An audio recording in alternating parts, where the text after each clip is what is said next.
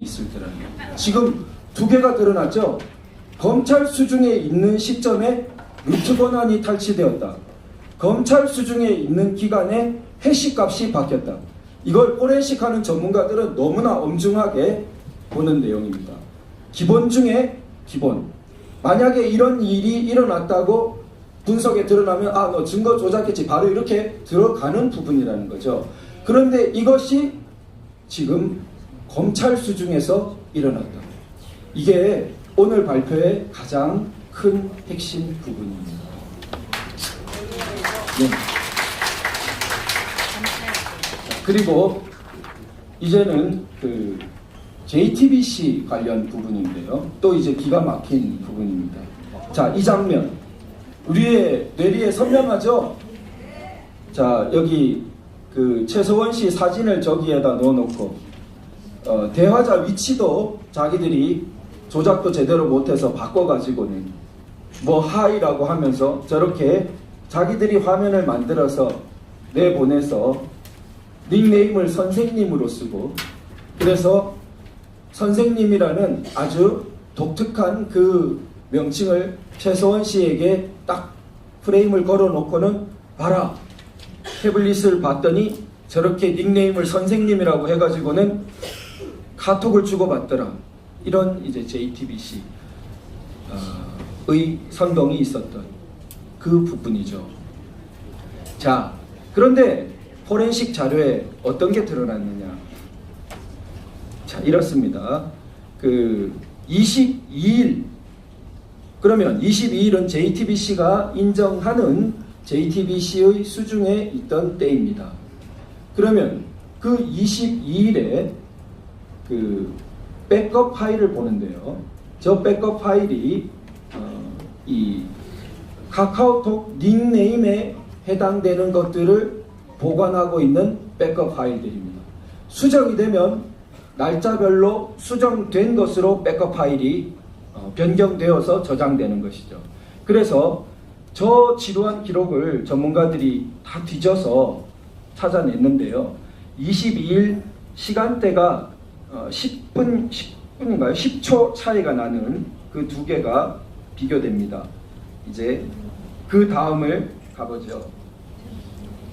그래서 22일 20시 22분 20초, 10초 차이네요. 자, 20초 기록과 30초 기록의 그 백업 파일의 차이가 납니다. 자, 20초에는 보시다시피 널 없습니다. 지금 그 닉네임의 그 행에 없는 행들이 쫙 나옵니다. 바로 저 영역에 그 다음을 보죠. 그 다음 페이지를 봐주시면 22분 30초가 되면 저기에 보이십니까? 뭐가 생겼죠? 파란 줄 그은데 보면은 선생님이라는 게 생겼죠. 즉 20초에는 선생님이라는 닉네임이 없다가 30초 되는 순간에 선생님이라는 닉네임이 생긴 것을 보여주는 로그 기록입니다. 이런 면에서는 기계는 정직한 것이죠. 기계가 자기 마음대로 알아서 선생님이라는 닉네임을 생성할 수 있습니까? 없죠. 자, 이것을 보여주고 있습니다. 자, 그 다음 L자 패턴입니다. L자 패턴에 대해서, 자, 이거 누가 다른 사람 쓴 것 아닙니다. JTBC가 미디어 워치를 고소하는 고소장에 들어있는 내용이에요. 1차도 아니고 2차 때. 자기들이 실수라고 할 수도 없어요. 이미 2차까지 가서 많이 이렇게 자기들 생각해 본 거죠. 그리고 이렇게 썼습니다. 거기에 김필준 기자는 자기와 여자친구가 평소 사용하는 잠금 패턴이 L이라 무심코 L을 했더니 그게 열렸다. 이렇게 쓴 거예요. 자, 그런데 이번에 이제 L자 패턴의 비밀을 포렌식으로 밝혔습니다. 다음 보죠. L자 패턴이 설정된 것이 10월 24일. 바로 아직 JTBC가 들고 있었던 검찰에 내기 좀 전, 직전 기간이라는 것이 여기 포렌식 자료에 나온 것입니다. 우리는 잘 모르지만 전문가들은 저 디바이스 폴리스 뭐 이렇게 되어 있는 저 것이 잠금 패턴에 대한 파일이라는 것을 기계어로 아는 것입니다. 그리고 그 수정 일시가 24일 17시 11분으로 나오고, 자, 이게 아주 정교합니다. 그 다음 또 보죠. 다른 로그 기록에 보면 여기에 대해서 그때 수정된 잠금 패턴은 길이가 5개라는 게 따로 또 기록하고 있습니다. 컴퓨터의 기록들은 곳곳에 이렇게 기록하고 있는 거죠. 5개예요. 자, 머릿속에 L자를 한번 그어보세요. 숫자가 5개죠. 하나, 둘, 셋, 니은으로 꺾이면서 5이 됩니다. 그 다음을 보죠. 그리고 또 다른 곳의 포렌식 자료에 보면 바로 03678로 제일 아래 행에 보시면 잠금 패턴이 변했다는 것을 보여주고 있습니다. 이처럼 지금 그 시각에 5자리로, 그것은 03678로 L자 패턴이 설정되었다. 김필준 기자가 처음에 우연히 열었다. 그건 초반에 열었다는 건데 그게 아니라 24일에야 저 L 패턴이 설정됐다 라는 것을 보여주는 것이죠. 그 다음 보겠습니다. 그래서 이렇게 L 패턴이 그 포렌식에 나와 있습니다. 자, 그 다음 JTBC가 가지고 있던 기간에 시스템 파일에 또 이 어떤 그 로그 같은 것을 시스템을 막 바꿀 수 있는 그런 사이트들에 접속한 흔적들이 나옵니다.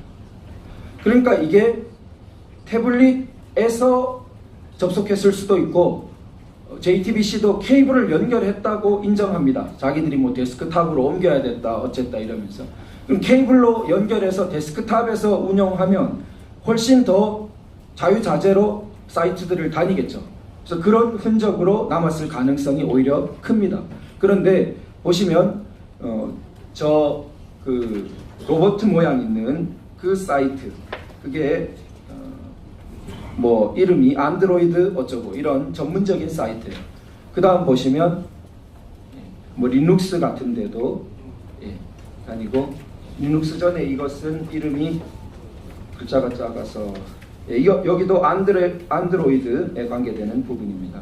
자, 그 다음 페이지 보면 리눅스, 또 그 다음에는 어떤 문헌까지. 그러면 도대체 JTBC가 이런 사이트를, 태블릿을 가지고 막 끌고 다녀야 될 이유가 뭐가 있죠? 거기에 대해서 합리적인 이유를 JTBC가 설명해 줄 수 있는지 모르겠어요. 그래서 자, 이 부분은 그러면 오히려 개연성이 큰 건 뭐냐?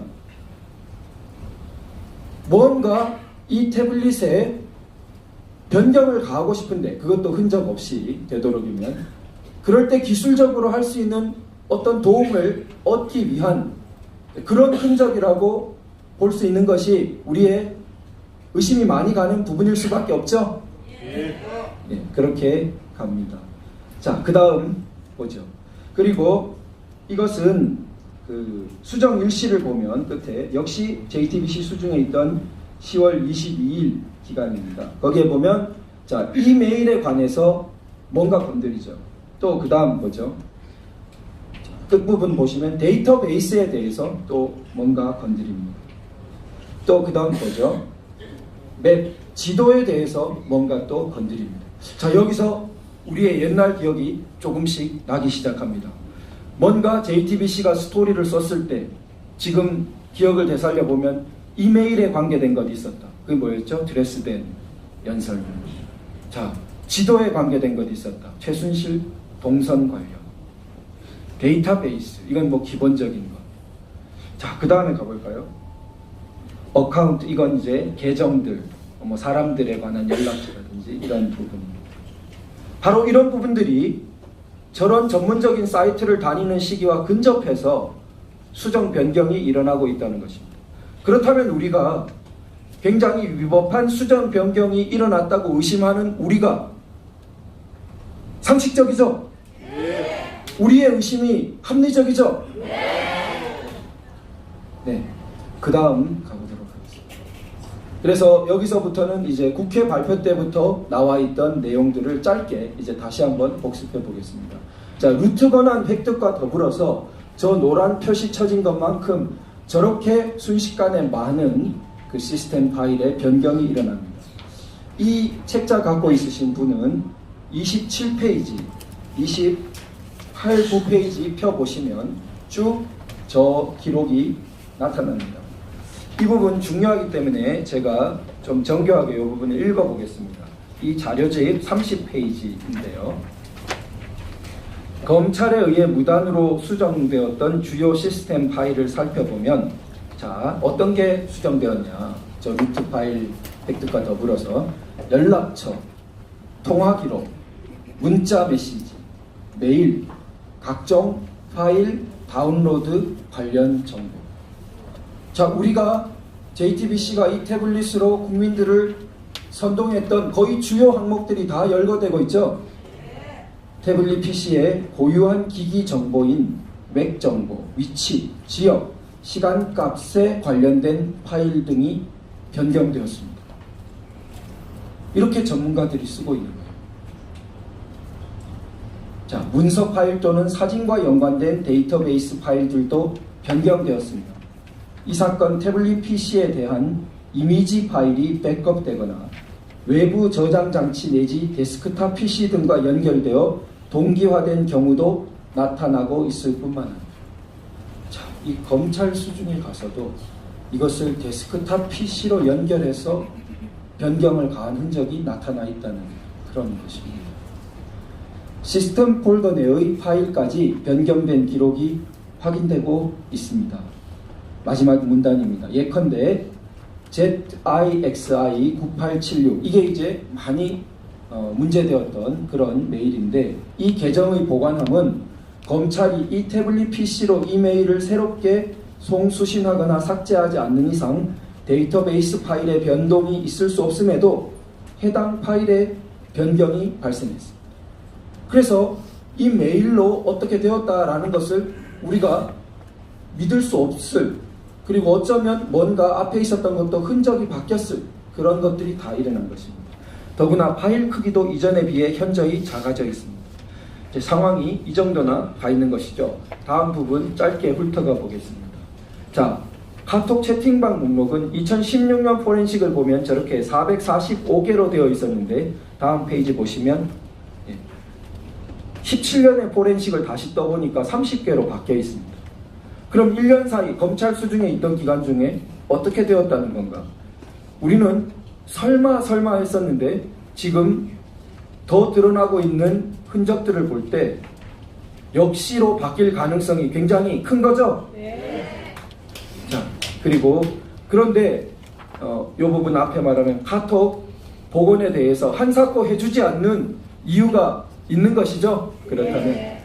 자, 이 부분 노승권 제1차장검사와 JTBC 간에 많이 이제 알려져 있지요. 문자 메시지가 주고받는. 자, 이 취득 경위가 어떻게 되냐? JTBC가 고소장에 이걸 붙였어요. 그러니까 알게 된 겁니다. 수사받을 때는 몰랐어요. 수사 때는 고소장 열람을 허용하지 않아서. 그러나 기소를 해서 재판을 받아야 했기 때문에 그때는 고소장 복사를 해주게 되거든요. 그래서 늦게 알려진 겁니다. 그래서 변희재 대표가 형사재판을 받는 또 아픔을 딛고 이게 세상에 나온 겁니다. 이처럼 이 태블릿에 관계된 갈피는 다 그런 아픔들이 밑에 깔려 있습니다.